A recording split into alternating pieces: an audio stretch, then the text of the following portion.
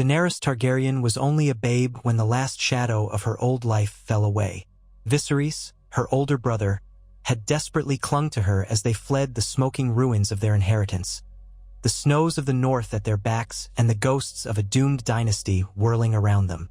It had been a cruel twist of fate that saw Viserys struck down before he ever reached safety.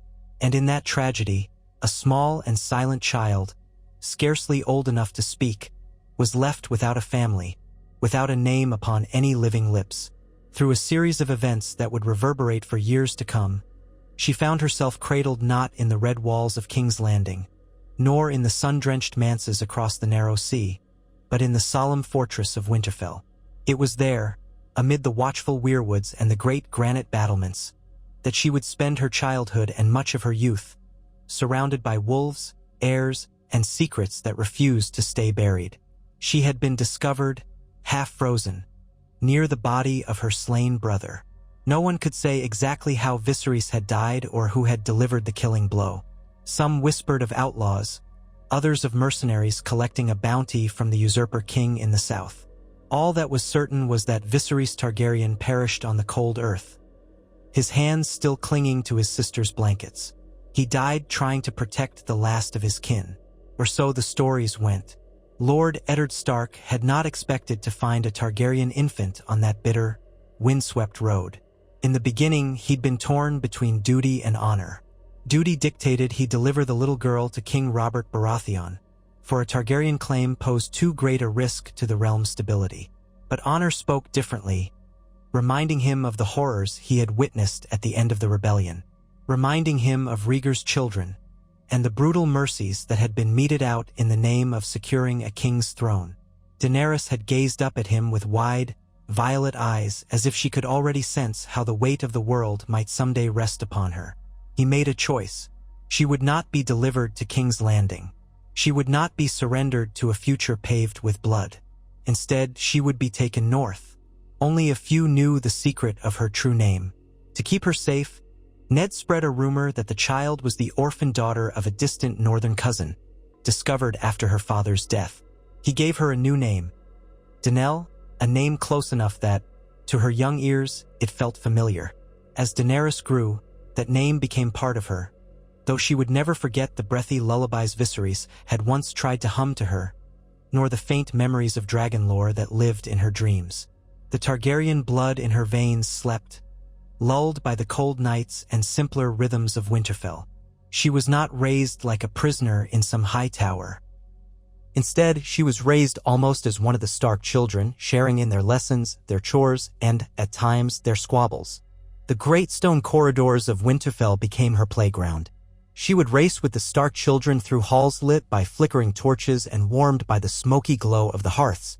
They would sneak sweet cakes from the kitchens, chase after the stable cats, and cheer Rickon's attempts at swordplay with wooden toys.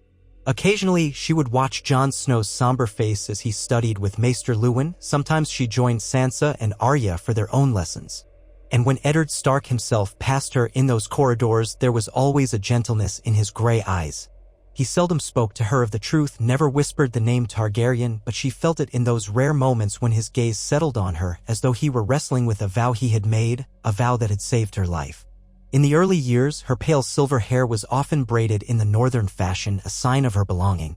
It gleamed less brightly in the north's dim light, but still it carried a faint suggestion of the exotic, marking her as somehow different. Some of the servants whispered about her eyes, that unforgettable shade of pale violet. Stories crept around the castle in hushed tones, how the little cousin might have come from a bloodline touched by magic, how her eyes shone like amethysts in the dark. Still, life remained simple for Daenerys in those days. She was protected and cherished in a discreet way. No tapestry bore her name, and no bard sang of her lineage. But in the quiet hush of the library or the courtyard in a flurry of snow, she felt safe. It was, ironically, Arya Stark who first discovered that Daenerys, Danelle, as she was known, had more to her story than most realized. They were both only 8 at the time. Winter had arrived early, the snows deep around Winterfell. They had stolen away into the crypts beneath the castle, lured by curiosity and childish daring, carrying small lanterns and giggling through chattering teeth. The cramped darkness felt alive with ghosts. The stone effigies of Stark lords with dire wolves at their feet watched them from centuries gone. As they wandered, the flame from Arya's lantern flickered against Daenerys's face, illuminating those pale eyes, and Arya felt a shiver that had nothing to do with the cold. In that hush, while the other girls might have squealed and run for the comforting light above, Arya simply regarded Daenerys with a child's candor. "There's something about you," Arya said, her breath escaping in a little cloud. You don't look quite like us." Daenerys, hugging her arms around her to keep warm, didn't deny it. She could feel that difference too, though she had no words to explain the haunting sense that her dreams carried a shape of things that went beyond these tombs. She would not remember all of this years later, but the memory of Arya's unwavering look in the crypts would remain clear. For the most part, however, she was just another girl of Winterfell. Sansa teased her sometimes about the way she was clumsy at needlework, but so was Arya. They both shared an aversion to the more tedious ladylike tasks, though Daenerys at least wanted to learn for the sake of not disappointing Lady Catelyn. She showed more interest in the practical side of household management, listening intently whenever Catelyn explained how to organize the kitchen stores or plan for the winter ahead.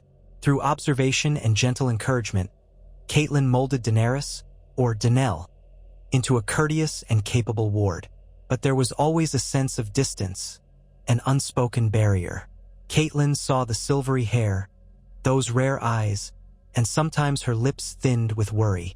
Eddard reassured her, time and again, that they were doing what was right. Daenerys's first real confrontation with her heritage came unexpectedly. She was 10, playing with Arya and Bran in the courtyard, bundled against the cold in fur and wool. Jon Snow was there, practicing archery under the watchful eye of Ser Roderick. A raven arrived from the south, bearing a letter for Lord Stark. Daenerys had been chasing Bran around a pillar of the courtyard, squealing when Arya jumped out from behind a cart to tickle her. Suddenly, the air changed. Lord Stark emerged from the great hall with a face as grim as the stone walls themselves. He passed by Daenerys, and for a moment, she thought he would stride onward, ignoring her. Then, impulsively, as if something in him had broken, he laid a hand on her shoulder. "In my solar, child," he said softly. That was the first time he ever summoned her alone. She followed, her heart thumping like a rabbit's. He closed the door behind them, leaving them in the warm hush. The sunlight streamed through the narrow windows, casting a slender ray across the floor. Without preamble, Lord Stark explained what had come in the Raven's message. New uncertainties in King's Landing, rumors of Targaryens across the sea, of plotting or pleas for foreign support to reclaim the Iron Throne. By all accounts, it was nonsense, half-baked intelligence from Robert's spies, but Eddard still regarded Daenerys with concern. "I do not know what you might remember of your family," he said. She was silent, her hands twisting in her skirt. She was old enough now that memories had begun to sharpen. Threads of her brother's face, the lullabies in a language that was not the common tongue, the image of a crown, somehow both beautiful and terrible, made of molten gold, though that last memory felt more like a nightmare she had gleaned from half a whisper than a real event. She remembered the smell of salt air, though Winterfell was far from the sea. She remembered the notion of dragons as more than stories. I know Viserys was my brother," she said, the name strange on her tongue, neither foreign nor familiar. "I know that my family is gone." Ned Stark's eyes filled with a quiet sorrow. "Yes, child," he said. "Your family paid the price for a war that you were too young to understand." She asked the question that had burned within her for so many nights. "Why did you save me?" He bowed his head. "Because you were innocent. And because I know the horror of war, the cost of vengeance. Robert wanted every Targaryen destroyed, but I could not stand by and see another child suffer for the crimes of their father." Her breathing became shallow as her chest tightened. "Will King Robert find me?" Lord Stark's expression softened, and he shook his head. "Not if I can prevent it. Your name is Danelle here. Let that be enough. You were a child who needed shelter. Your blood, your true name, must remain hidden." She nodded, swallowing down her fear. For all her childish fantasies, she felt a stab of new awareness. She was something dangerous, something that a king might fear. She left the solar that day with a sense that the warmth she had always felt in Winterfell's hallways was precarious, built on a fragile lie.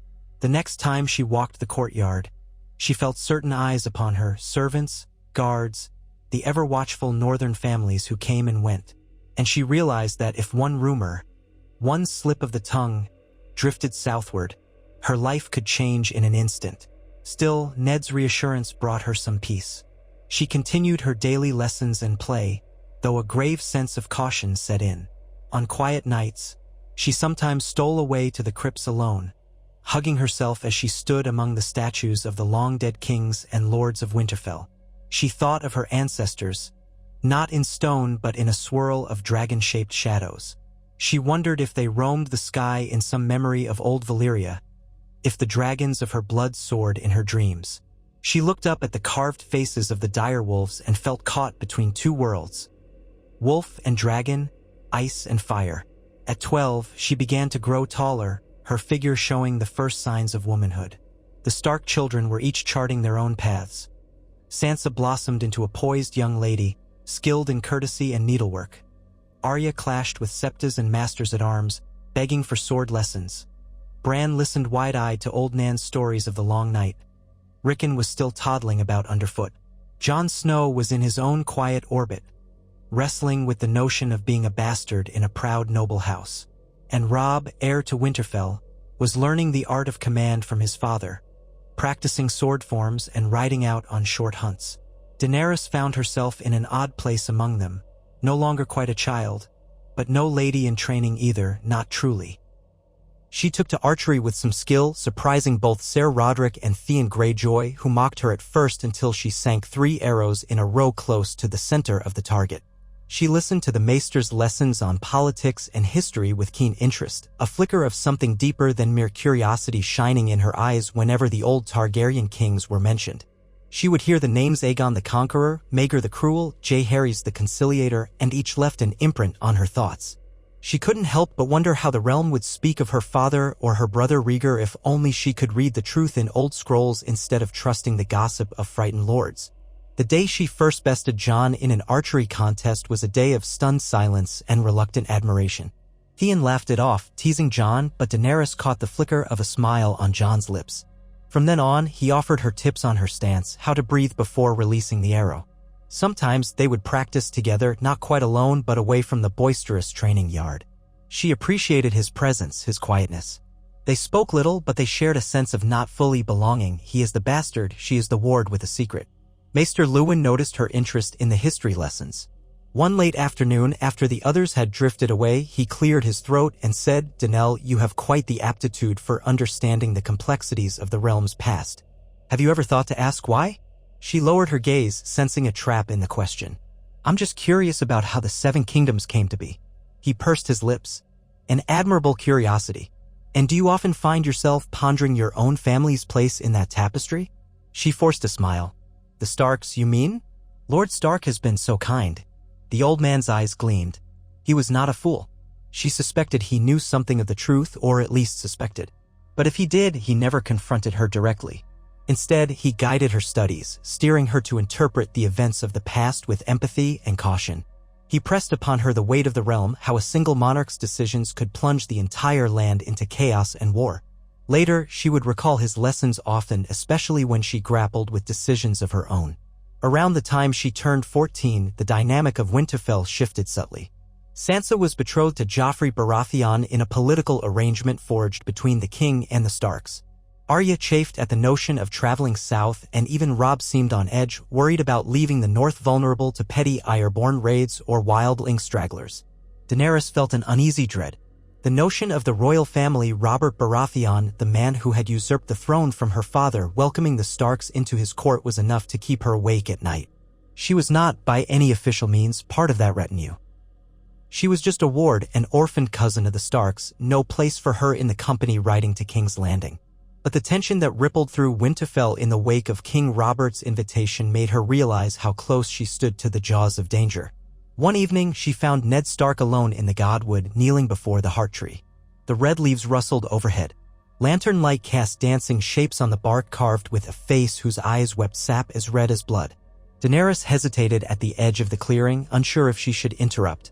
But he turned and saw her, the lines of worry etched in his brow. You should be Abed, he said gently, rising to his feet. The nights grow cold. She shook her head. I couldn't sleep, my lord. They stood there, the wind shifting around them, bringing the scent of pine and moist earth. You're going south soon. Aye, he said. The king wishes me to be his hand. Her heart hammered. And what does that mean for me? He regarded her for a moment, his gaze as solemn as the old gods. You will remain here, he said. The north is your home now. If the truth about you were ever discovered in King's Landing, it would be too dangerous. She nodded, relief mingling with a pang of something else, loss, perhaps. She had grown fond of Sansa, Arya, Bran, even the prickly Theon. They were her friends, her family in some sense. Yet part of her was grateful not to have to face the man who had proclaimed a price on every Targaryen head. He stepped closer. Robb will rule in my stead with the counsel of Maester Luwin. If ever you need guidance, you must go to him or to my wife. Do you understand? She looked away from the intensity of his gaze, nodding. Yes, my lord. She wondered if she should curtsy, but it felt out of place here beneath the old gods. Will you tell me if you learn anything about Targaryens across the sea? It was a bold question, but she mustered the courage. If there were others, if someone else with her name and her bloodline still lived, did that not matter? Eddard Stark inhaled slowly. I will, though I fear it may not be good news. Rumors say Viserys Targaryen married his sister to a Dothraki Khal. He paused, wincing as if he recalled the memory of seeing Viserys' body on that lonely road. She lowered her head. Viserys was killed here, wasn't he? She had deduced as much from overheard scraps of conversation. Then that rumor must be false. He placed a hand on her shoulder but offered no further answers. She felt the old gods watching them. In that moment, she wished they would speak, that they would name her or absolve her of her family's sins or perhaps grant her some clarity of purpose. But the god would remain silent except for the rustle of leaves. The day Eddard, Sansa, and Arya departed for King's Landing was a whirlwind of horses, wagons, and farewells. Daenerys stood off to one side near Jon Snow, who wore a bittersweet look. He would be riding to the wall soon, a choice he had made for his own honor. They shared a brief, wistful smile. Neither of them was truly a Stark, yet in that moment they were united in their longing for belonging. As the procession disappeared from sight, Daenerys felt a hollowness in her chest, an inkling that life in Winterfell would never be quite the same. With Lord Stark and the girls gone, the fortress felt emptier. Lady Catelyn, wrestling with her own anxieties, was often distracted. Robb, thrust into a more prominent role of leadership, was weighed down by responsibilities. Bran's accident, the fall that left him broken and unconscious, cast a pall of grief over everyone. Daenerys was among the first to find him, sprawled on the courtyard ground beneath the broken tower. She screamed for help, her voice echoing off the walls, making the ravens in the rookery clatter and shriek. The days that followed were bleak, with Lady Catelyn by Bran's bedside, refusing to leave, and Robb holding the reins of Winterfell's governance, his boyish features strained with adult burdens. Daenerys hovered on the edges, wishing there was something she could do. Then came the impossible. An assassin slipped into Bran's chamber. Daenerys had been in the corridor, returning from a late-night visit to check on the boy, something she did regularly, hoping to whisper words of comfort. She heard the scuffle, the panicked cries, and rushed inside just as Summer, Bran's direwolf, tore out the intruder's throat. The assassin's eyes were wide in death, and the dagger that clattered to the stone was a strange piece with a dragonbone hilt, or so the rumors said later. Daenerys stared at it in horror, an uneasy chill creeping over her skin. A dragonbone dagger in Winterfell. Was it coincidence, or some vile message meant for her or the boy? No one questioned her directly about it, but she could see it in their eyes. Some of the staff gave her wary glances, as though they suspected she might be connected to that exotic weapon. She felt ill at ease, her secret brand burning hotter than ever. She was still a Targaryen, no matter what name she wore. And that knowledge became a dull roar in her ears, especially when word arrived that Lord Eddard Stark had been accused of treason in King's Landing, that the king had died, and that Joffrey sat the Iron Throne. One piece of ill news followed another. Sansa was captive, Arya missing, Ned Stark a prisoner scheduled for execution. Horror seized Winterfell. Lady Catelyn departed south to rally support. Robb, newly proclaimed the king in the north, gathered his banners and marched to war. The fortress thrummed with the sound of forging steel and the calls of ravens. All the while, Daenerys wandered the ramparts like a ghost, her heart pounding at the prospect of King Joffrey, Baratheon in name but rumored to be born of incest, holding the power to declare who lived and who died. If he knew of her existence, how quickly would he send Lannister swords to cut her throat? She found no comfort in the walls that had sheltered her for so long. The sense of home was overshadowed by the knowledge of war. The The banners of the dire wolf flew, but she understood that a Targaryen's presence here was a secret that might be discovered any moment. It was not long before the war truly began, the riverlands burned, and the realm trembled. Theon was sent away on diplomatic errands, leaving Winterfell in an uneasy hush. Summer turned to autumn, then slid once more toward the cusp of winter. Bran was awake now but crippled, a sadness in his eyes as he navigated the castle on Hottersback. Daenerys tried to bring him small joys, a carved wolf from a wandering artisan, bits of honeycomb from the kitchens, but she sensed he was wrestling with something deeper, some dream of ravens and trees.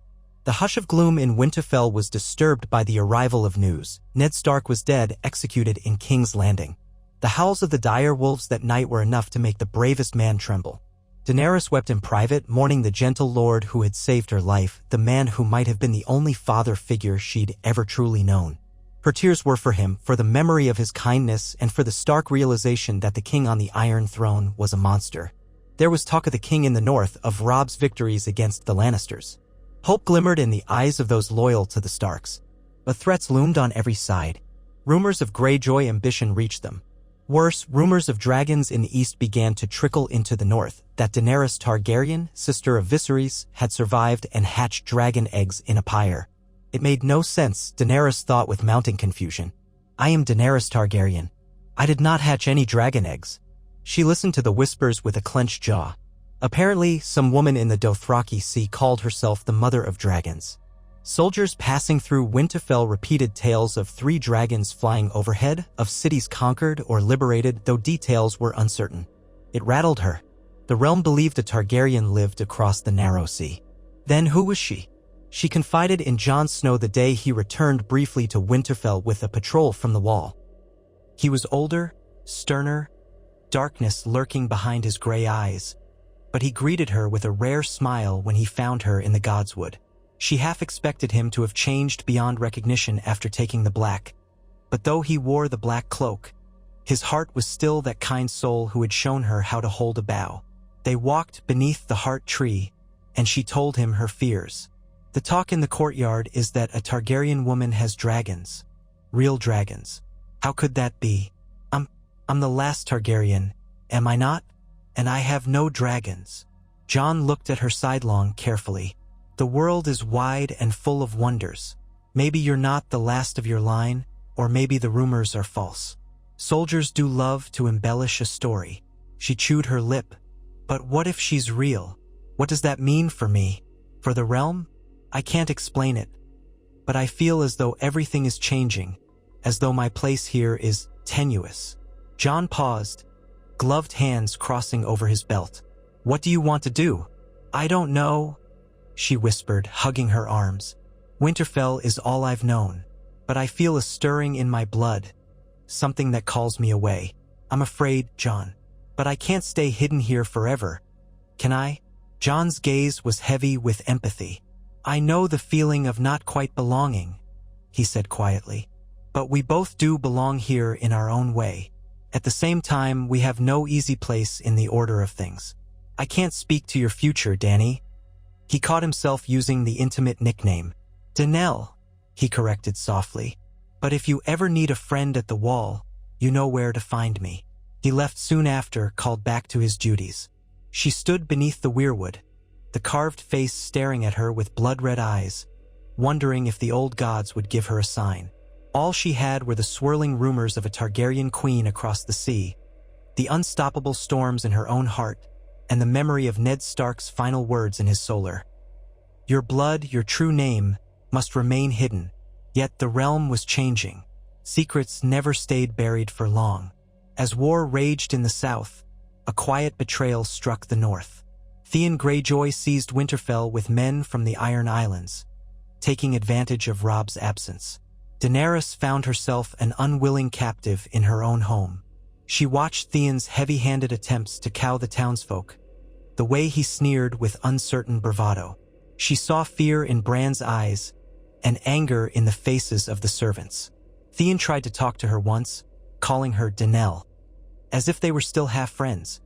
He insisted that the Ironborn would rule the north now, that he was the Prince of Winterfell. But she sensed the guilt and confusion that made his words ring hollow. She refused to look at him as he spoke, turning her face away. When he threatened to execute Ser Roderick, something in her snapped. She remembered how kind that knight had been, how he had taught her the basics of archery. She confronted Theon in the courtyard, voice trembling with rage, but Theon ordered her aside. She saw the moment of regret in his face before he gave the nod and the sword fell. Daenerys stood, numb with horror, and realized how quickly everything she cherished could slip away. Men from the north rose against Theon. The Boltons, traitorous in their own right, arrived with their men to rescue Winterfell. But in a savage turn, the castle was burned, its stones charred, and Theon was taken. In the chaos, Daenerys tried to gather Bran, Rickon, and Hodor to help them escape. But the Bolton men had their own agendas, sowing terror in the halls. Frantic, she raced through smoke-filled corridors, calling for the boys. She found the library in flames and the dire wolves howling somewhere in the distance.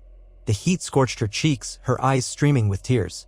At last, she stumbled upon Osha, the wildling woman who was guiding Bran and Rickon through a secret passage. "Come with us," Osha urged, her voice ragged.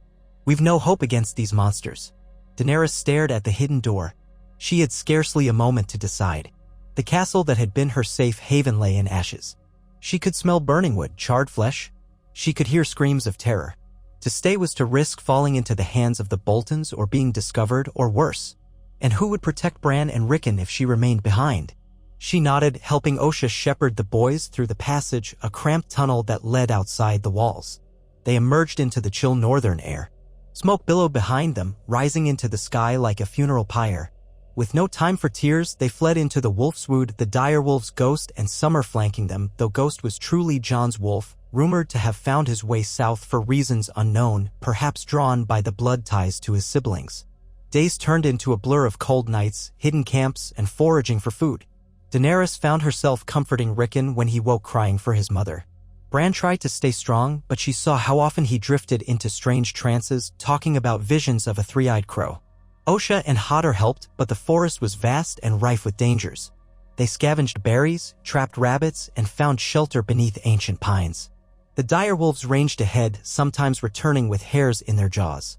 Each day, the boys asked if they could go home yet, and each day, Daenerys glanced back at the pillars of smoke in the distance, at the uncertain horizon, and said, "We can't go back." Not yet. They were not alone in the woods. Roaming bands of outlaws, survivors, or worse could be anywhere. One evening, they were startled by a group of men huddled around a campfire. Bran, trying to scout with Summer, nearly stumbled into them. The men wore battered armor with no clear sigil, and their leader had a grim scowl. Daenerys ushered the children away just in time to avoid detection. After that, they traveled at night, guided by the stars and the pale glow of the moon. It reminded Daenerys of ghost stories, but she had no illusions. The real horrors were very much flesh and bone. Eventually, rumors reached even the Wolfswood. King Robb had been murdered at the Twins. Lady Catelyn was dead as well. The Red Wedding, they called it. Hope died in Daenerys' chest, replaced by a hollow ache. She knew the realm would never be the same. The North was broken, its banners scattered, and the monstrous Roose Bolton now claimed dominion over Winterfell as Warden of the North under the Lannisters' blessing. Fear gripped her. If the Boltons solidified their rule, they would hunt Bran and Rickon. They would root out all threats, including her. And if King's Landing discovered the truth of her Targaryen blood, she was as good as dead. That night, as she drifted into a restless sleep among the pine needles, she dreamt of dragons. They were not the monstrous terrors of legends, but beautiful, scaled creatures swirling in a sky lit by moonlight. Their eyes glowed like molten gold, and their wings beat an ancient rhythm. She dreamed she was flying among them, not as a rider but as one of them, or perhaps as an extension of their power. When she woke, her heart pounded, and a strange heat suffused her. The memory of the dream lingered in her every breath. Fearing capture, they continued their flight northward, hoping to find refuge closer to the wall, or perhaps with any loyal Stark bannermen who might still be in hiding. But winter was closing in and the land grew harsh. Night fell quicker, cold seeped deeper. Each day they foraged with diminishing returns. Rickon became feverish, and Bran struggled to stay warm. Despair threatened to swallow them all. Daenerys found herself praying to whatever gods might listen. If she possessed dragon's blood, Could she not call upon some innate fire to ward off the cold? The fancy flitted away as swiftly as it came, leaving her shivering and anxious. They were close to succumbing when, miraculously, they encountered a handful of crannogmen near the edge of the neck.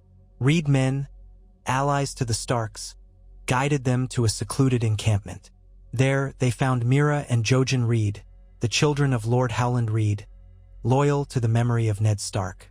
The Reeds helped nurse Rickon back to health, shared their meager supplies, and listened with grave faces as Daenerys recounted the fall of Winterfell. Jojen, with his mystical green dreams, studied her with an intensity she found unsettling. He said little in their first meeting, only that he dreamed of a pale dragon among wolves, and a secret flame that would not die. She had no idea if that referred to her or to the rumors of the Targaryen woman across the sea. But his cryptic words gnawed at her. They stayed among the crannogmen for some weeks, resting and regaining strength. The children laughed for the first time in ages as they splashed in shallow pools among the reeds. But they could not linger forever. The Boltons and their allies would not rest until every stray branch of House Stark was uprooted or forced into submission. And so, in time, they made a choice. Bran, guided by his own dreams and Jojen's counsel, was determined to go beyond the wall in search of the Three-Eyed Crow.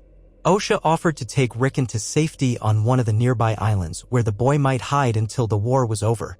That left Daenerys in a quandary. If she traveled with Bran beyond the wall, what then? She might freeze to death or be devoured by wildlings or worse. If she went with Osha and Rickon, she would remain in hiding indefinitely with no path to her destiny, whatever that might be. She wrestled with the decision in sleepless nights, haunted by the dream of dragons and the swirl of half-remembered prophecies. At last, she resolved to let them follow their separate paths. She wanted to see Bran and Rickon safe, but she felt the pull of the wide world. She was nearly of age now, though her exact birth date was never fully clear to her. She was old enough to make her own decisions, to seek her own fate. With the Reeds' help, she might find passage southward in secret. For a Targaryen, the safety of the north was an illusion. Perhaps the time had come to face the realm head-on, to learn what truly became of her house and to discover whether the rumors of dragons across the sea had any truth. She knelt by Bran before he parted, brushing a hand over his hair. He looked up at her with solemn eyes, older than they should have been. "Are you leaving us?" he asked, voice trembling with the innocence of a child who had seen too much. She forced a smile. "Just for a time. Jojen says you have a great destiny, Bran. Follow your dreams, but stay safe." He nodded, tears brimming. "Will I see you again?" She swallowed against the ache in her throat. "I hope so," she said. "When we do, we'll be in a better world." They embraced, and she squeezed him tight, memorizing his warmth. She hugged Rickon too and ruffled his hair, whispering for him to be brave. Then she rose and exchanged a nod with Meera, her hand clasping the older girl's briefly. No words were needed between them, gratitude flowed in that moment. Osha gave Daenerys a grudging respect. "You did well looking after the boys," the wildling woman said. "The gods watch over you, Silver Girl."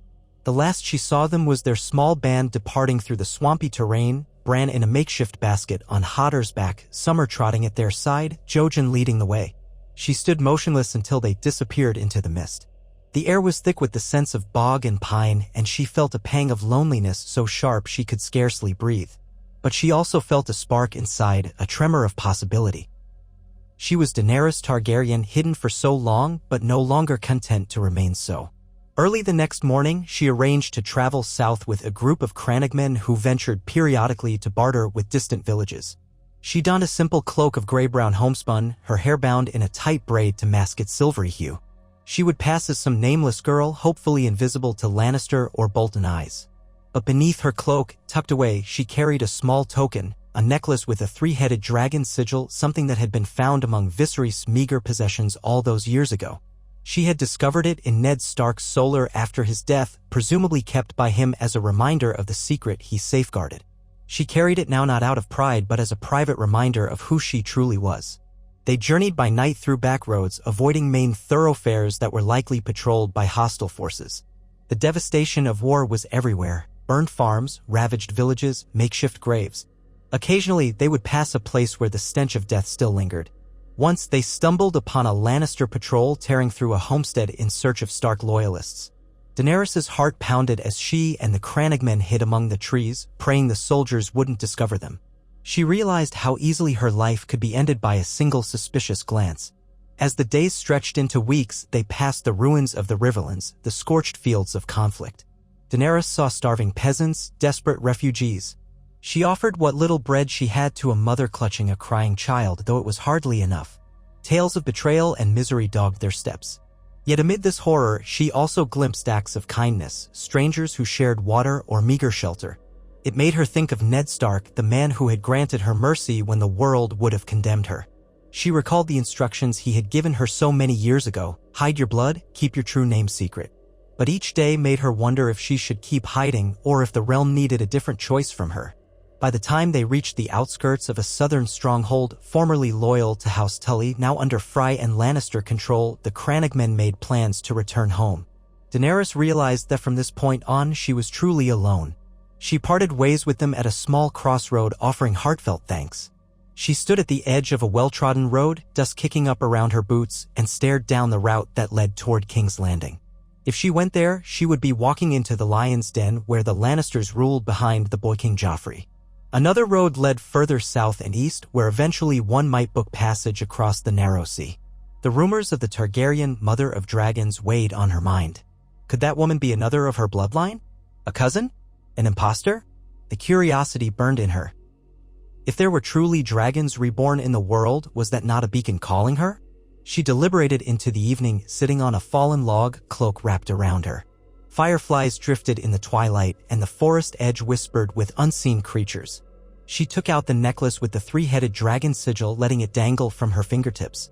In the dim light, it glinted like old silver. She whispered, "Viserys, brother, what would you have me do?" But there came no answer from the darkness. She closed her eyes, memories of Winterfell assaulting her. She saw Arya's mischievous grin, Sansa's delicate sewing, Robb's proud stance, Jon's quiet kindness. She heard Ned Stark's voice, telling her she was safe. Tears slipped down her cheeks. There was no going back to those days. The wolves had scattered, the pack was torn apart, and she was a dragon alone on the wind. In the end, she chose the road that led east, out of Westeros. If there was a Targaryen with dragons, perhaps that was where her answers lay. She would travel to the coast, find a ship bound for Pentos or Bravos, and from there, follow the threads of rumor. Fear coiled in her belly, but determination steel-plated her spine. She was Daenerys Stormborn, last daughter of a deposed house, though she had known none of the privileges of that name. She did not crave the Iron Throne, not as Viserys had once done, but she could no longer deny her blood. Maybe, just maybe, she could find her place in the world and do something to end the suffering she had witnessed throughout the land. She walked for hours, the moon high overhead, a silent sentinel. Now and then she passed travelers who gave her little notice, just a solitary figure trudging along. Her first few nights alone were harrowing. She slept fitfully, curled under her cloak by the roadside or in hidden dells, listening for brigands. The clang of steel in the distance sometimes tore her from uneasy dreams. Yet she persisted, driven by the faint spark of purpose that refused to die. When she ran out of bread, she gathered wild berries or asked passing peasants for scraps, offering what few coins she carried in exchange. Sometimes the refused, too weary and hungry themselves. She learned to make do, lost weight, but gained a fierce edge of survival. At last, she reached a port town, a ramshackle place under the nominal rule of a minor lord who had sworn fealty to the Lannisters. The harbor stank of fish and rotting seaweed. Dockside taverns overflowed with cutthroats, sailors from every corner of the known world. She kept her hood drawn low, uncertain how to secure passage. She had no fortune, only a desperate hope. She approached ship captains, asking if they might take her as a servant or deckhand in exchange for transit.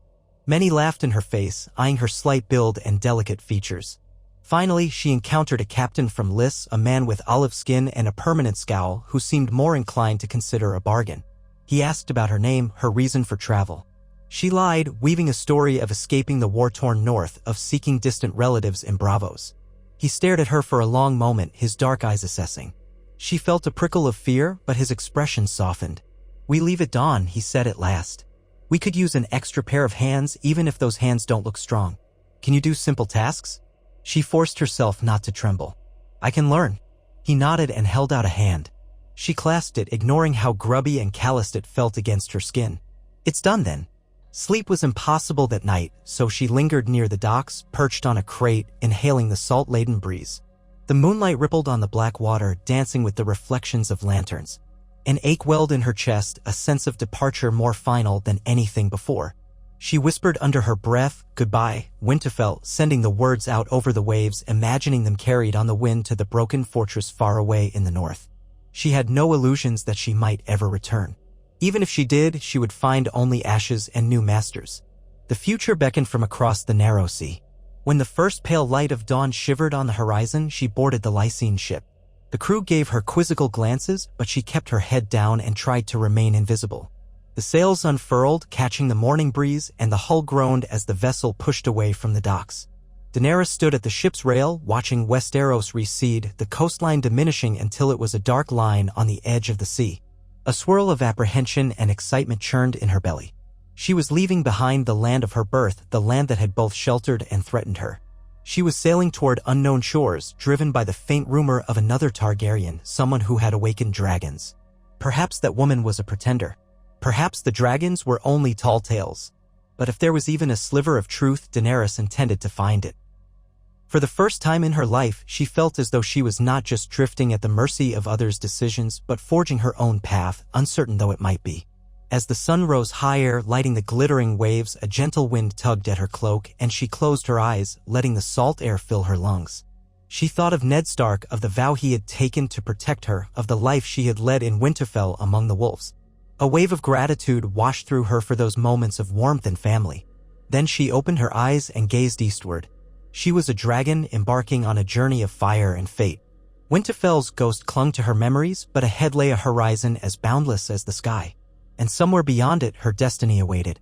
She worked in near silence, hauling buckets of seawater to swab the deck, polishing brass fittings that clanged and squeaked in the shifting tides, scrubbing salt-crusted rails until her arms burned. Whenever she paused to catch her breath, she felt the crew's eyes slide over her like a faintly curious tide. They saw a quiet northern girl with pale hair, seemingly unaccustomed to the rigors of a ship at sea.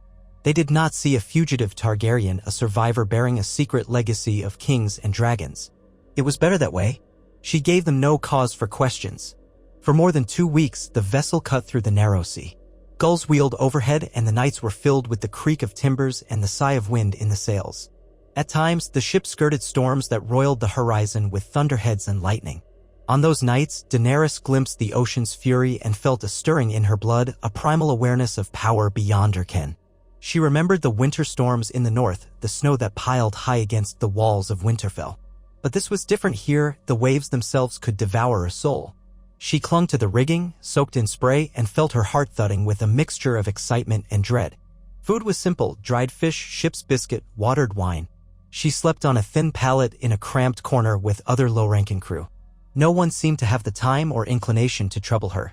When she was not working, she kept to herself, sometimes listening to the Lysine captain hold forth in a swirling mixture of common tongue and his own dialect about the places they would soon visit: Myr, Tyrosh, Pentos. The ship would make brief stops, unloading or taking on cargo, but their final destination was Lys. Daenerys's plan was to disembark at one of these major ports beforehand if she could find any lead that might point her to the rumored Targaryen or to some deeper knowledge about her family's fate. She first set eyes on the Essos coast from afar, the coastline a haze in the morning light. Her heartbeat quickened. She wondered if her ancestors had felt something like this, crossing the sea in reverse when Aegon the Conqueror first set foot on Dragonstone and turned his sights to Westeros. That was the lore that had enthralled her as a child, the ancient tapestry of conquest. But she was not here to conquer. In truth, she was not entirely sure why she was here. Beyond a gnawing need to see what lay on the other side of the world, she had always known. Perhaps, she thought, she was merely running from the ghosts that filled the north, from the betrayals and heartbreak. Perhaps she was chasing that dream of dragons, some sign that her blood meant more than a life of hiding. When the ship made port in Pentos, the captain gave her leave to venture onto the dock to run a few errands. She leaped at the chance to set foot on dry land again. Pentos was a sprawling city of pale domes and towers overlooking the bay, the architecture so different from anything she had seen in the north or even in fleeting glimpses of King's Landing as a child. Vibrant colors abounded. Awnings of saffron and turquoise, murals depicting scenes of trade and wealth, market stalls piled with fruits she did not know, and sweetmeats spiced with exotic flavors that made her nose tingle. The air smelled of cumin, roasting lamb, hot sand, and salt. She pulled her hood low as she navigated the teeming crowds. She had no real coin to spend, but she followed the flow of foot traffic, absorbing the chatter in half a dozen languages. She heard the name Daenerys Targaryen uttered more than once, and each time, a chill raced up her spine. She paused at a fishmonger's stall, pretending to examine their wares, and listened as a pair of men argued about events in Slaver's Bay. Something about a silver-haired woman who had liberated cities east of the Red Waste. They tossed out words like unsullied and mother of dragons. One insisted she was marching with an ever-growing army, binding freed slaves to her cause. The other scoffed, claiming the so-called queen was trapped in political squabbles in Meereen and had no strength to cross the narrow sea. Daenerys drifted away before they noticed her. The men's talk set her thoughts whirling. Mother of dragons, a silver-haired woman. Rumor claimed she was Daenerys Targaryen, daughter of the Mad King, in open defiance of the Iron Throne. But I am that daughter, Daenerys thought, almost dizzy with confusion. Her mind wrestled with the contradiction. Had another Targaryen survived? An aunt? A cousin? Or had someone simply assumed her name and lineage, stoking hopes among the exiled supporters of her house? The notion unsettled her. Perhaps this was the reason the realm believed she was in Essos all this time. She spent the remainder of her day in Pentos glancing over her shoulder, unsure what she would do if she truly encountered anyone seeking the Targaryen heir. She found a small corner of the fish market where an old woman had set up a table to scribe letters for travelers in exchange for coin. The woman's eyesight was poor, but Daenerys gleaned from her that Pentos was full of spies and informants, agents of the Iron Throne, sellswords, merchant lords who curried favor with whichever side of the sea seemed strongest. If she went around asking overt questions about a Targaryen, word would spread quickly. And if the Lannisters had ears here, they might take notice of any silver-haired girl. She returned to the ship by sundown, a quiet resolve settling in her. She would not linger in Pentos, not unless she had a safer way to investigate. For now, it was best to stay with the Lysine vessel until she could glean more. So she sailed on, gazing from the deck at the city's receding spires, thoughts stirring with possibilities and fears. Their next stop was Myr, where the ship unloaded bales of dyed cloth and took on casks of Myrish wine. Daenerys glimpsed the famed Myrish lenses in a street market, clever contraptions for looking at stars or reading distant script. She felt the hum of commerce in every alley, gold exchanging hands for goods and secrets. But Myr was no safer than Pentos for someone with her face and hair. She kept her hood drawn, eyes down. There were whispers that Lannister Gold bought many knives in Myr, that the sellsword companies operated out of the free cities without scruple.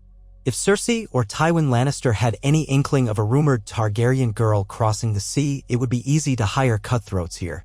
So she stayed close to the ship, performing her menial tasks, hoping no one looked too closely at the color of her eyes. The night before they were due to depart, she sat on a coil of rope near the prow, letting the warm Myrish wind brush over her.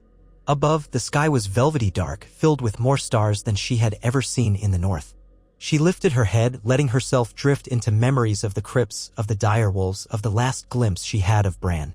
She pressed a hand to her chest, thinking, I have no pack, but perhaps I can find a new kind of family. The notion felt lonely. Her only constant companion was that faint flicker inside, dragon's blood, for whatever that was worth. She was awakened the next morning by the ship's sudden commotion. The captain was cursing in Lysine, gesturing ashore. Daenerys rubbed the sleep from her eyes and hurried to see what was happening. A regal man had appeared at the dock with several bodyguards in fine attire, evidently searching among the moored vessels. Before Daenerys could slip away, he fixed his gaze on the Lysine captain and strode forward, a swirl of patterned silks trailing him. He was plump, with a neatly trimmed beard and a faint sheen of perspiration in the sun. He introduced himself as Magister Illyrio Mopatus of Pentos. Daenerys shrank behind the mast. Illyrio Mopatus was no obscure name. Rumors abounded that he had once harbored Targaryen exiles. Even the North had heard the tales of his wealth and cunning. Her heart pounded. If this man was searching for her, was that a sign of salvation or doom? She remained still, overhearing snatches of conversation. Illyrio offered the captain a sizable sum to answer questions about any unusual passengers. He specifically mentioned a young, silver-haired girl who might have come seeking passage. The captain hesitated only briefly before admitting that yes, there was a northern girl in his service, though she was not so unusual. Daenerys's blood froze. Her mind raced, torn between flight and staying hidden. But Illyrio had not come alone. Two of his guards peeled away from the group and scanned the deck as though searching every corner. One called out in a thick accent, ordering all hands to assemble. Daenerys closed her eyes. She was cornered. Could she jump overboard? Attempt to swim to safety? The port waters looked thick with debris and filth, and she was no strong swimmer. If Illyrio's men had crossbows, she would be an easy target. She crept along the edge of the deck, searching for an opening, but the sailors were already lining up, muttering among themselves. She was forced to join them. The guards stalked past, scrutinizing each face. Daenerys hunched her shoulders, kept her hood low, and tried to blend in. She hoped that her hair remained mostly concealed. The lead guard paused in front of her. He reached out, yanked her hood back, and she heard the hiss of indrawn breath as her silver-blonde braids spilled free. The guard barked a command in a foreign tongue. Illyrio strode over, his richly embroidered robes swaying around his wide frame. He eyed Daenerys's hair, then her eyes, in which the sunlight glinted lavender. "Well met," he said, mild courtesy shading his tone. "You are the one I seek, I believe." Daenerys's heart hammered. I'm no one. You've made a mistake." Illyrio tilted his head, a knowing smile playing on his lips. "My dear child, I have not. You are Daenerys Targaryen, are you not?" For a beat, she could not breathe. She heard the thrum of blood in her ears, the startled gasps of a few crewmen. Heat flared in her face. Then, forced by pure survival instinct, she lied.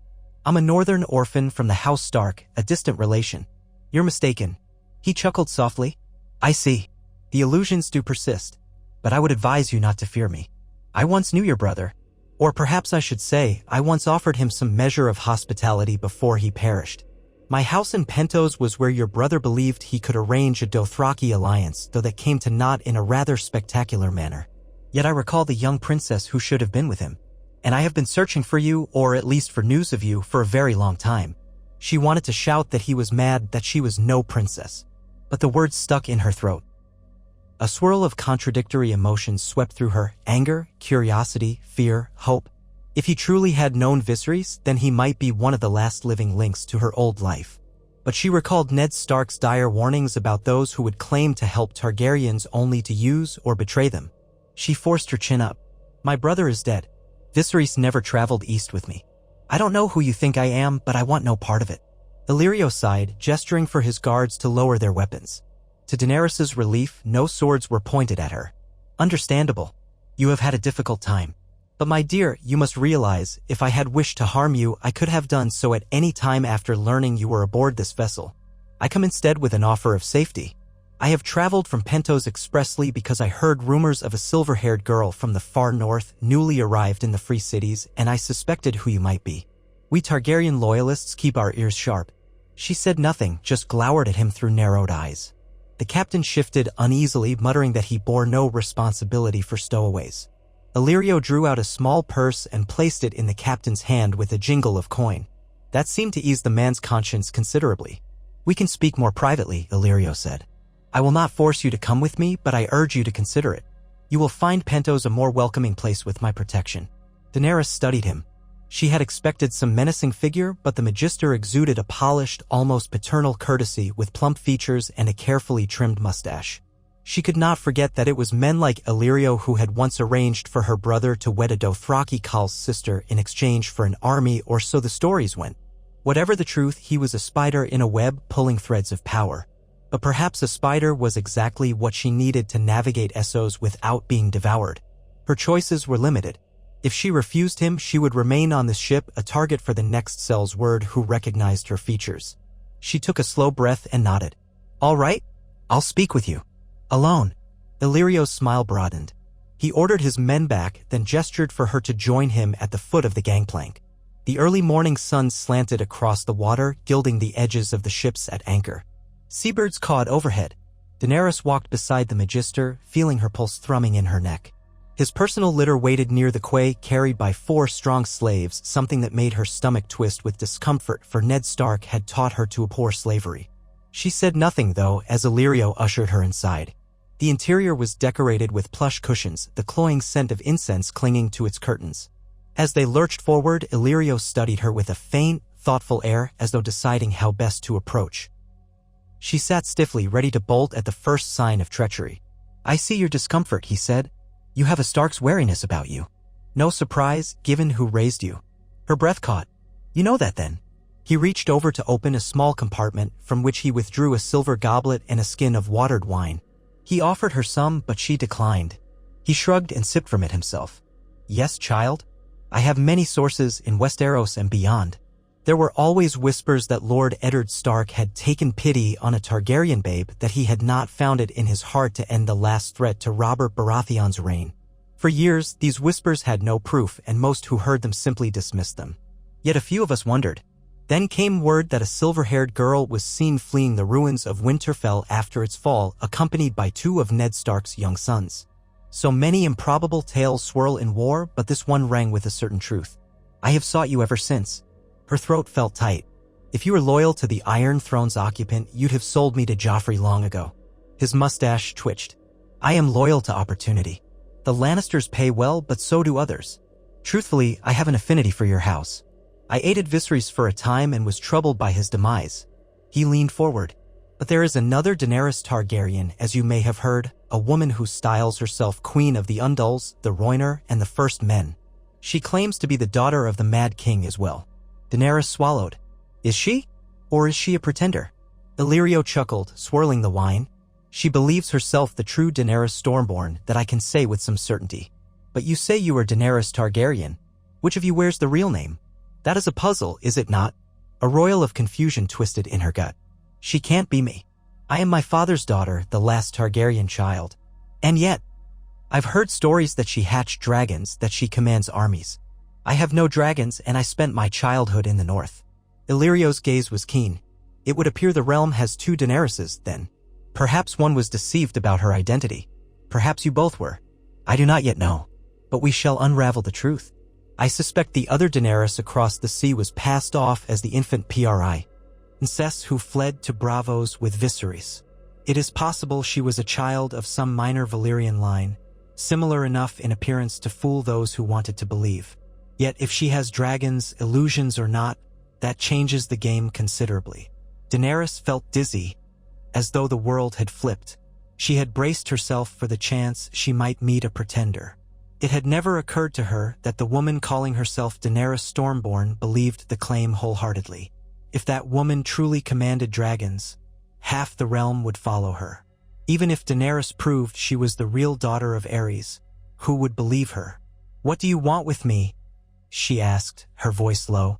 "Why seek me out now, when you might profit from the other Daenerys' ascent?" He exhaled, as though carefully selecting his words. "Because I find your presence fascinating, and because I am a collector of possibilities.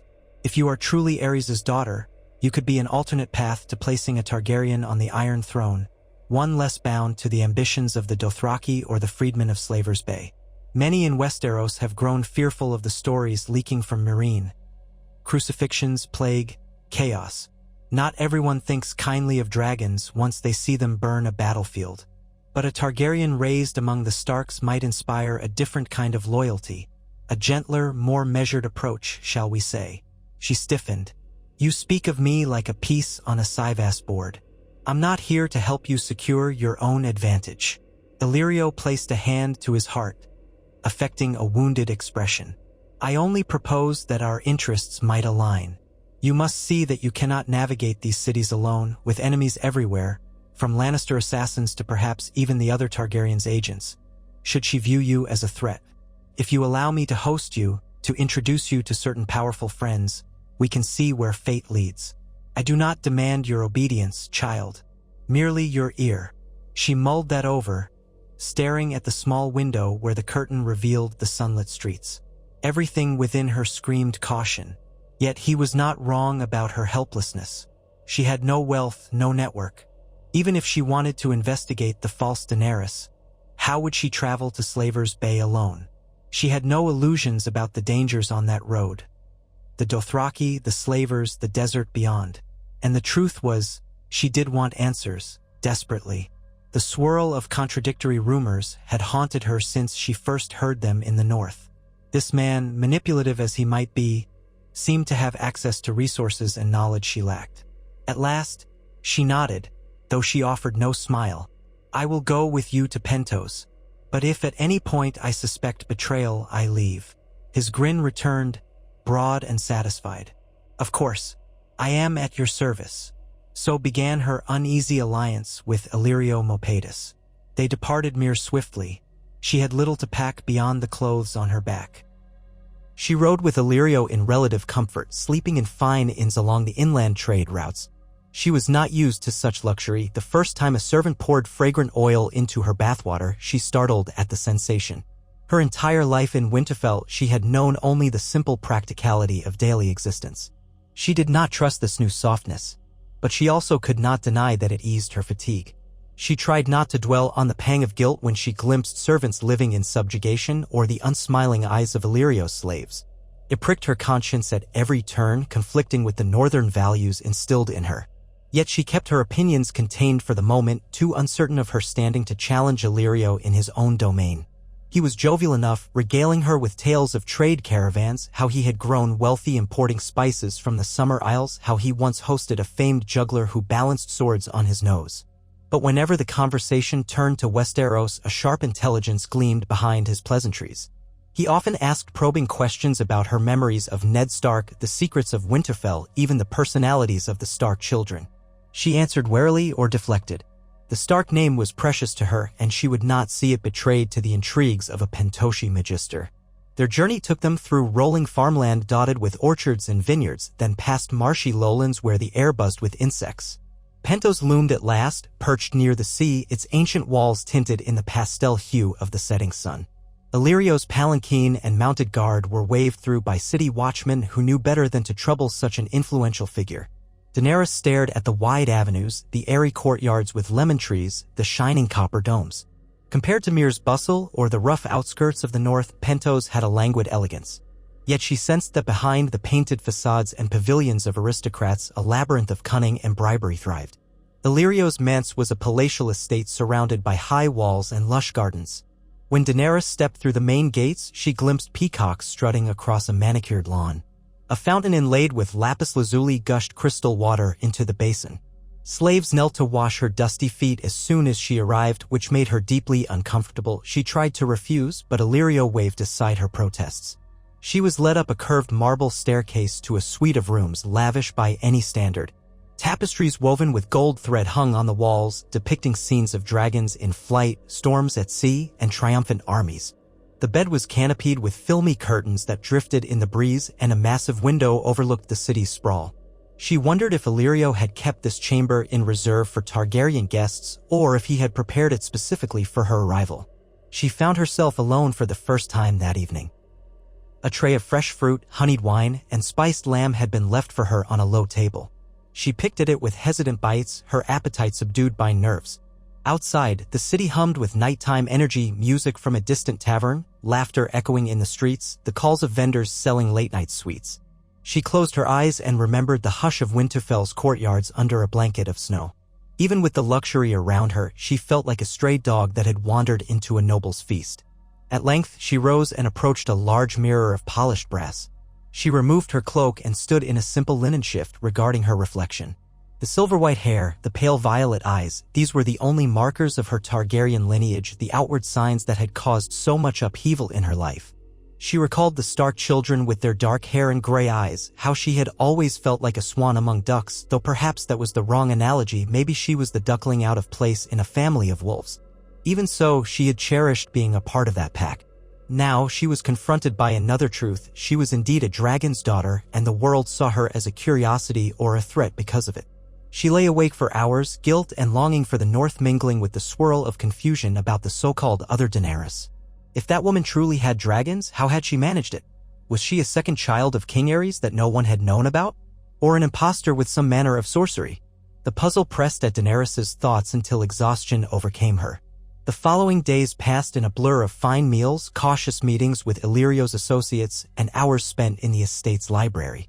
Illyrio introduced her to a handful of Pentoshi nobles, traders of spice, silk, or precious stones, always introducing her by a false name, some Valyrian-sounding alias to suit her appearance. She recognized that he was protecting her identity until he could decide how best to exploit it. She let him lead her through the performance, offering demure smiles when pressed. Yet her mind was always worrying, analyzing each conversation for scraps of information about events in Slaver's Bay or the machinations of Westeros. She discovered that the so-called Daenerys Stormborn had, according to rumor, conquered Astapor, Ukai, and Meereen in quick succession, freeing slaves wherever she went. Some saw her as a liberator, others as a dangerous disruptor of the slave trade. The cities that dealt heavily in slaves, such as Volantis, regarded her with a mix of fear and fury. But as time passed, her campaign had stalled in Meereen, where she reigned as queen over a population divided between former masters and liberated thralls. Internal strife had broken out, complicated by plagues and unscrupulous mercenaries. Meanwhile, the Triarchs of Volantis debated sending an army to stop her, lest her ideals spread further. All of this left Daenerys reeling. The woman she had believed a false Targaryen was accomplishing feats worthy of Aegon the Conqueror. The freed slaves called her Mysa. They said she had 3 dragons, living creatures born in fire. Daenerys pored over old volumes in Illyrio's library, searching for references to Targaryen lore and the hatching of dragon eggs. She learned of the magic that once flourished in Valyria, of the stolen eggs that had occasionally appeared in Westeros as wedding gifts, relics, or curiosities. She read of Princess Rhaenyra's struggle against the Greens during the Dance of the Dragons. The scope of Targaryen history awed her, reminding her of how small her own life had been thus far. At times, Illyrio would stop by, offering cryptic remarks. He hinted that the Golden Company, the storied Sellsword band founded by House Blackfyre exiles, had vested interest in who the true Targaryen might be. He dropped remarks about marriages that could unite powerful alliances. Daenerys deflected every time he asked if she might consider claiming the throne. Her loyalty was not to the Iron Throne or the Game of Kings. Her loyalty, deep down, was still to the memory of the North, to Ned Stark's mercy and the warmth she had once found with the Starks. Why should she claim a crown over a realm that had never shown her kindness except through one man's compassion? Yet she could not deny a certain restlessness building in her heart. She wanted to see these dragons, to discover if they were real, to learn what manner of woman this other Daenerys Targaryen might be. Did they share the same face, the same voice? Did she, too, dream of a lonely road and a family lost? At last, one afternoon, Illyrio guided her into a side chamber. The walls were hung with thick curtains of midnight blue velvet embroidered with the 3-headed dragon sigil. Braziers filled the room with an orange glow and the heady aroma of cloves. A low table stood at the center, bearing a large map of Essos. Tiny carved figurines marked armies, cities, trade routes. She felt a jolt of memory. Robb and Jon huddled over a map in Winterfell, planning a boyish foray into the wilderness. But this was no child's plan. Illyrio moved one of the figurines. Here is Meereen, where your namesake resides in uneasy splendor. Here is Volantis, which grows more hostile to her cause by the day. Here, at the edge of the Red Waste, the Khalasars roam. If you were to travel there, you would need an armed escort at the very least. She folded her arms. You've shown me all this before in bits and pieces. Why bring me here now? He laced his fingers. Because a ship departs in 2 days for New Guise, not far from Slaver's Bay. From there, you could travel overland or by smaller vessel to Meereen. It would be a dangerous journey, of course. Sellswords, slavers, and rebel forces lurk on every road. But if you truly wish to confront the woman calling herself Daenerys Stormborn, that is one route. She eyed the miniature figurine that represented Meereen's gates, a stylized depiction of the city's Great Pyramid. Why are you telling me this? You gain nothing if I place myself within reach of the other claimant. He shrugged, gold rings flashing on his fingers. On the contrary, I gain the possibility that you might form a partnership with her. 2 heads of the dragon, as it were, or perhaps more if the old legends hold true. Imagine if she truly has dragons. You, with your northern upbringing and your Stark alliances, might temper her fiercer impulses. The realm could see a Targaryen restoration unlike any in history. She arched an eyebrow. Or she might see me as a rival and burn me where I stand. Illyrio's smile did not falter. That too is possible. But the realm is filled with risks, my dear.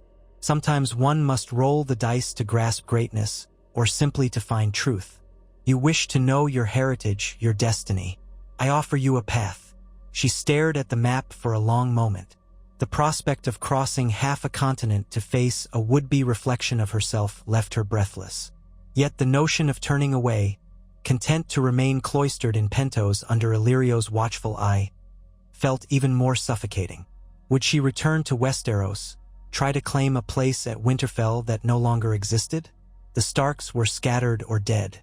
The Boltons ruled the ruins.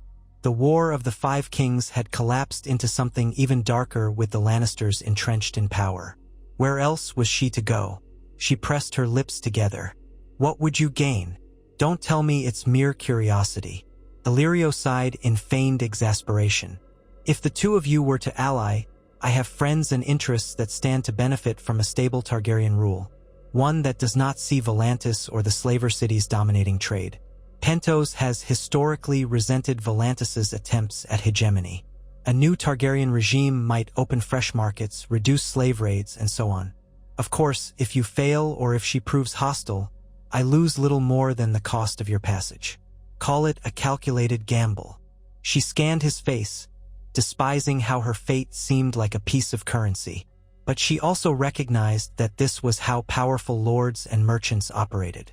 Illyrio was a master at it, no less cunning than any highborn schemer in King's Landing. At least he was transparent about his motive. He saw potential profit in her. Yet that was better than a silent dagger in her back. "All right," she said softly. "I'll consider it. But if I go, I'll need weapons, supplies, loyal guards to keep me out of a slaver's manacles.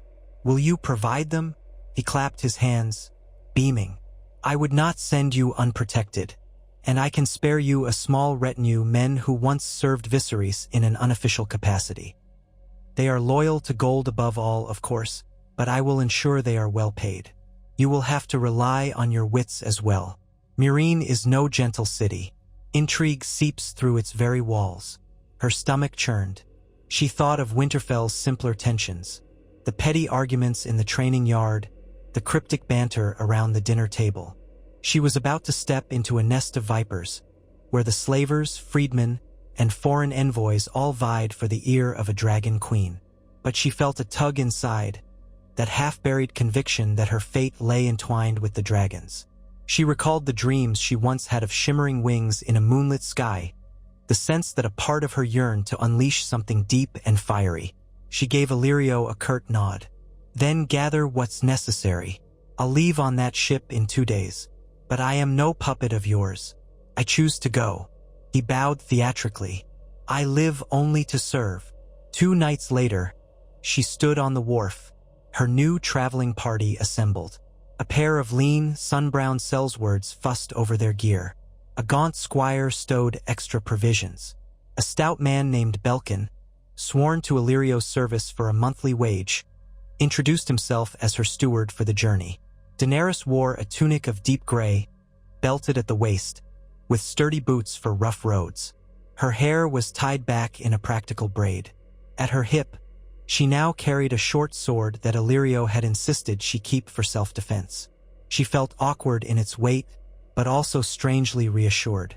Illyrio appeared at the dock's edge, a swirl of silks in the humid night. He held out a small chest. "A parting gift," he said. "Coin, some Myrish ointments, a few trifles that might ease your way. Spend them wisely or lavishly, as you prefer." She hesitated, then accepted it with careful hands. "Thank you." His smile was indulgent. "A small investment. Farewell, child of dragons.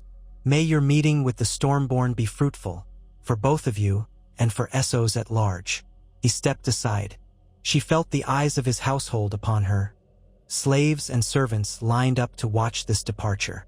With a final look at the Magister, she turned and boarded the ship. The sails were ready, the tide favorable. The crew shouted commands, and the vessel eased away from the dock. Illyrio's figure grew smaller in the gloom, until Pentos itself was a shrinking silhouette against the star-flecked horizon. This was a smaller craft than the Lysine trading ship, but seemed well-maintained. The captain, a tall woman with braided black hair, greeted Daenerys politely and asked little beyond where to stow her belongings. The cell's words accompanying Daenerys, each wearing battered leathers and swords at their hips, set up near the prow. Belkin lingered close to Daenerys, explaining the route. They would sail south along the coast, skirt the Valyrian ruins from a safe distance, and eventually dock near New Guise. From there, they would find passage upriver or across land to Meereen, depending on the local situation. The first days at sea brought a stifling heat, quite unlike the crisp winds of the narrow sea. Even the nights offered little respite. Daenerys found herself sweating, her clothes sticking to her skin. She spent long hours at the rail, gazing out at the water's expanse, pondering how one city alone, Meereen, could contain all the swirling tensions described by Illyrio's contacts. She reread the scraps of information Illyrio had provided, a rough map of Slavers Bay, notes about local warlords, the presence of the Unsullied. That name gave her pause. The Unsullied were said to be warrior eunuchs of legendary discipline, unstoppable in open battle. If this other Daenerys Storeborn commanded them, it spoke volumes about her success in Astapor. Yet how had she earned their loyalty? Sometimes Daenerys would drift to sleep and dream of standing at the foot of Winterfell's broken towers, the snow falling in ghostly swirls. Only in the dream, a massive shape loomed overhead, blotting out the moon. She'd look up to see the spread of leathery wings, the glow of molten eyes. A dragon large as the castle itself circled above, roaring at the night sky. When she awoke, her heart pounded in a mix of awe and dread. She would find her cramped cabin stifling, the lamp sputtering with thick smoke. Each dream left her with the same trembling sense of a destiny just beyond her understanding. After nearly 3 weeks of sailing, the ship rounded a rugged coastline pocked with ancient ruins. Some said these were outposts abandoned after the doom of Valyria. The smell of sulfur tainted the air, and occasionally one of the sailors would mutter about curses or ghosts. Daenerys peered at the blackened remnants of towers half submerged by the sea's relentless tide. A sorrowful hush blanketed the deck. Here was the memory of an empire that once spanned continents, undone by cataclysm. She thought again of the Targaryens who had escaped Valyria's fate and carved out a kingdom in Westeros. If not for that apocalypse, she would have been just another Valyrian, Livy, in a realm of dragons and sorcery. Or she would never have existed at all, lost in the chaos that consumed the freehold. It was an unsettling reflection of how capricious history could be. They continued southeast, crossing open water toward the islands near Slavers Bay. The waves turned choppier, the breeze carrying a sweltering dryness. Daenerys spent the days half-ill with the motion of the ship. When at last they sighted the imposing silhouette of Gisker rock formations, she felt relief flood her. Soon, they docked at a port that served as a waypoint for caravans heading north to Meereen. The city, little more than a fortress surrounded by haphazard markets, bustled with activity, but an undercurrent of tension thrummed through the crowds. Armed men patrolled every corner, many bearing the stylized harpy sigil that once symbolized the slaver city-states. Some glared at travelers as though suspecting them of allegiance to the Targaryen queen in Meereen. Belkin hustled Daenerys through the throngs, the 2 Sellswords flanking them. They located a local guide willing to take them upriver on a flat-bottomed barge. Daenerys glimpsed lines of slaves yoked together under the scorching sun, hauling crates or dredging the canals. Guards with whips stood by, barking commands. She felt revulsion coil in her stomach. Illyrio had cautioned her that Slavers Bay was in turmoil. The Queen's edicts supposedly freed slaves within Meereen, but the practice persisted in the outlying territories. The region was a patchwork of tenuous alliances and old brutality. That brutality was on full display as they passed a row of cages holding men and women whose eyes were dull with despair. They boarded the barge, paying the guide twice his usual rate to ensure swift passage and discretion. As the craft drifted along the sluggish river, Daenerys stared at the changing landscape, fields lying fallow, villages of mud-brick huts, charred remnants of what must have been a battle or raid. She overheard locals muttering about the Sons of the Harpy, masked insurgents who resisted the new rule. Their fear was palpable. After days of travel, the city of Meereen rose on the horizon. Its massive walls, crowned by statues of harpies, towered above the river. At the heart of the city, she saw the Great Pyramid shimmering in the dusty haze, its apex crowned by a bronze harpy. Daenerys felt her pulse quicken.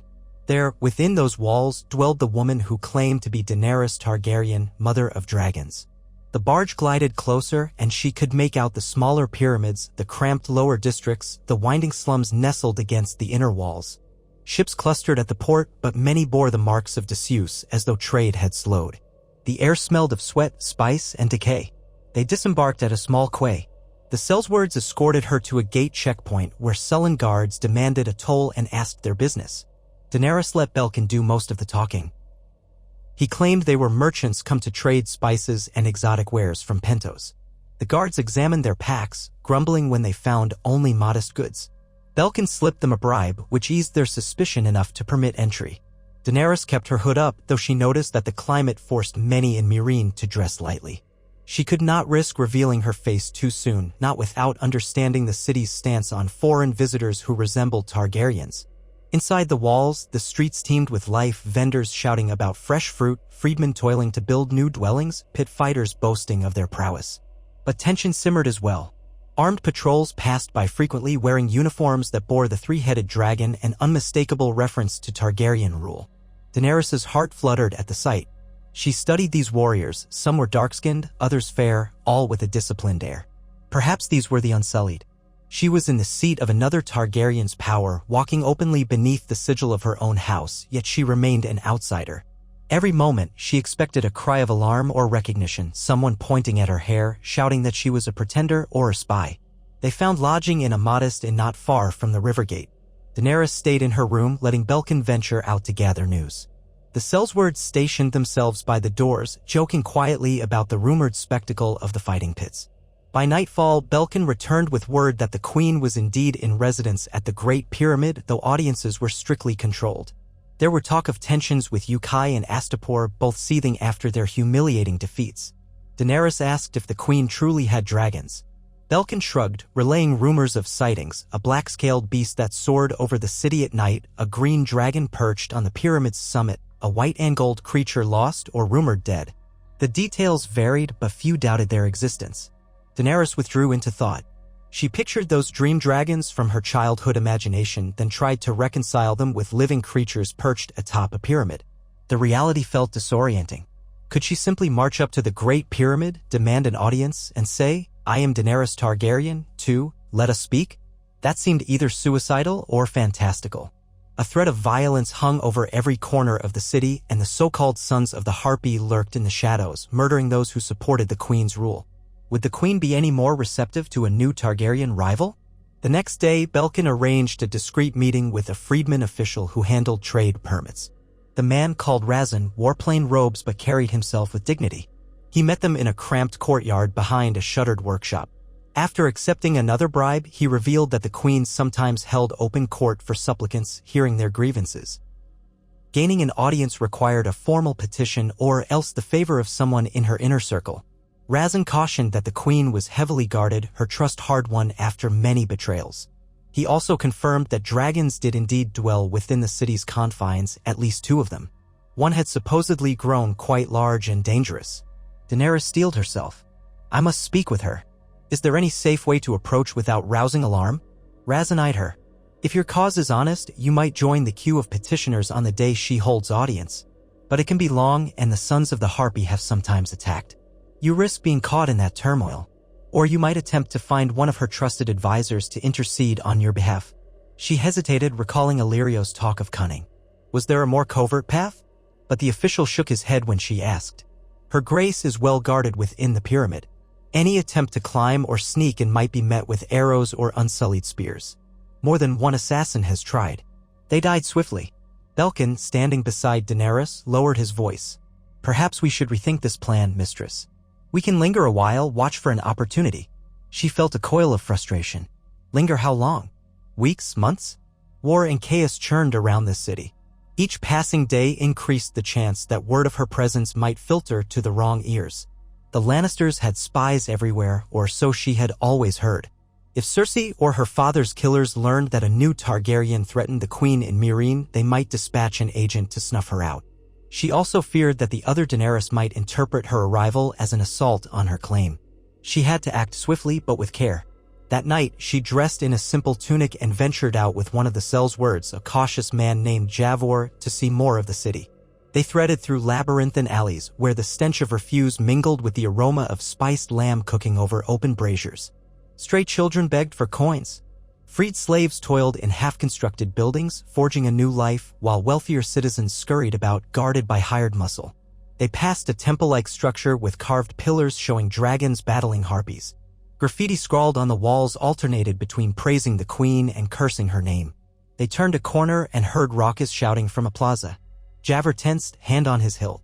Daenerys peered around to see a group of former pit fighters staging an impromptu wrestling match, drawing a circle in the dirt. Onlookers cheered, tossing copper coins. She glimpsed a tall figure with a braided beard, heavily muscled, lifting his opponent and slamming him down. The crowd roared. A few minutes later, a squad of Unsullied arrived, banging their spears in unison to restore order. The fighters dispersed, muttering. One of the Unsullied, face hidden behind a polished helm, stared at Daenerys a moment longer than was comfortable. She lowered her gaze, hood drawn, and hurried away. She found herself near the main thoroughfare that led toward the Great Pyramid. Golden torches lined the road, fluttering in the desert wind. The pyramid itself loomed at the far end, lit by large braziers at its apex. She could almost picture a dragon perched there, surveying the city like a god from on high. A strange longing pulled at her. What would it feel like to see one of her ancestral beasts in the flesh? Terrifying, no doubt, but also exhilarating. She realized that, despite her caution, she yearned for that encounter, for the chance to witness her heritage made manifest. Javor nudged her shoulder, whispering that they should return to the inn. She nodded, sensing how exposed she was on these streets. But as she turned, a flicker of movement drew her eye. A masked figure in the shadows of a colonnade, wearing the eerie brass visage of a harpy. The figure watched them, motionless. Daenerys' heart lurched. The Sons of the Harpy, the insurgents said to kill anyone aligned with the queen. Did the figure see something in her posture, her face, that marked her out? She forced herself not to run, walking calmly with Javor until they reached a busier crossroads. Then, together, they made a careful retreat to the inn, watching their backs all the way. In her room, she sank onto the bed, pulse racing. The city felt like a coiled viper pit. She had to make her move soon. In the morning, she summoned Belkin and the Sellswords. "I've decided," she said. "We will submit a petition for an audience, and we will wait in the queue if we must." Belkin looked uneasy. "The lines can be dangerous. The queen has many petitioners who are none too pleased with her. Do you truly wish to risk it?" She lifted her chin. "Yes. Sneaking and unseen would end in bloodshed. I want to face her openly. If she is truly who she claims to be, she'll at least hear me out before she orders my head removed. Or so I hope." They set about gathering the necessary documents, forging them if needed to present Daenerys as a Pentoshi merchant who sought compensation for a stolen caravan. It was a flimsy cover to ensure she could approach the throne without immediate suspicion. The next day, they rose with the dawn and made their way to the plaza before the Great Pyramid. It was already crowded with a jostling mass of supplicants, freedmen complaining of lost property, slavers demanding restitution, pit fighters seeking the reopening of the fighting pits. Unsullied stood at intervals, spears in hand, forming a corridor that led up the monumental steps. Daenerys took her place in the throng, hooded and anonymous. Hours passed under the merciless sun. People shouted, argued, collapsed from heat. A child wailed incessantly. Slowly, the queue inched forward. The Sellswords hovered protectively around Daenerys, scanning for threats. She fixed her gaze on the top of the steps, where the open doors of the pyramid beckoned like the mouth of a great beast. From time to time, a petitioner would emerge weeping or not emerge at all, fueling the crowd's anxiety. By midday, they had ascended halfway. The heat was suffocating, the stone radiating shimmering waves. Unsullied at the top occasionally let through a cluster of supplicants, then barred the way again. Daenerys' nerves frayed. She clutched a waterskin, sweat beading on her brow, trying to keep calm. This was worse than any sword fight, standing in the open, vulnerable to 1,000 suspicious eyes. At last, their group was permitted through. They entered the vast interior hall where high pillars soared overhead, carved with images of harpies and, more recently, half-effaced and overlaid with Targaryen sigils. Torchlight illuminated mosaic floors. The smell of incense mingled with the odor of so many unwashed bodies. Daenerys glimpsed a dais at the far end where a figure was seated on a throne of polished marble. Guards flanked her, including tall men with curved swords and the motionless Unsullied. Closer still stood a handful of advisors. Beyond them, a sense of emptiness stretched, as though the throne and its occupant rose above the rest of the city's concerns. Daenerys' heartbeat thundered in her ears. She forced herself to move forward as one of the queen's servants called for the next petitioner. The throng parted, and Daenerys found herself walking across the mosaic floor, her footfalls echoing. She reached up and drew back her hood, deciding it was best to reveal herself sooner rather than risk being unmasked in a flurry of suspicion. Gasps flickered through the onlookers as her silvery braid came into view. She raised her gaze to meet the eyes of the woman on the throne, and her breath caught in her chest. She saw a slender figure in flowing silks, pale hair cascading in waves, eyes of a deep violet shade. The woman's features were strikingly similar to what Daenerys might see in her own reflection, though older by some years and bearing the regal bearing of one who has known both triumph and torment. An eerie hush fell in the hall. The queen leaned forward slightly, her expression sharpening with confusion and intensity. Daenerys Targaryen, raised in Winterfell, dropped to one knee. For a heartbeat, she did not speak, trembling with the enormity of the moment. She was kneeling before the woman who claimed her name and blood, the so-called mother of dragons who had reshaped Slaver's Bay. Now, the two of them locked eyes across the gulf of fate and history. In a voice that quivered but did not break, Daenerys said, "Your Grace, I have come a very long way to meet you. My name is Daenerys Targaryen." A murmur rippled through the crowd. The queen did not move, did not blink. For a suspended instant, nothing existed but their shared gaze. Two silver-haired women, each bearing the legacies of dragons. Then the queen's lips parted in a soft exhale. "Who are you?" she whispered. "Who are you truly?" Daenerys lifted her head, her voice stronger now, shaped by her northern steel. "I am the daughter of King Aerys II, born in the final days of Robert's rebellion, rescued by Eddard Stark when my brother Viserys was slain. I was raised in Winterfell, and I have come to learn why the world believes you are me." The hush deepened, thick as smoke. The queen's advisors glanced at one another, some gripping weapons, others trying to puzzle out this confrontation. The queen, Daenerys Stormborn, stood from her throne, studying the girl before her. Emotions warred on her face. Surprise, anger, and something akin to wonder. Slowly, she descended the steps, each movement graceful and commanding, until she stood mere paces away.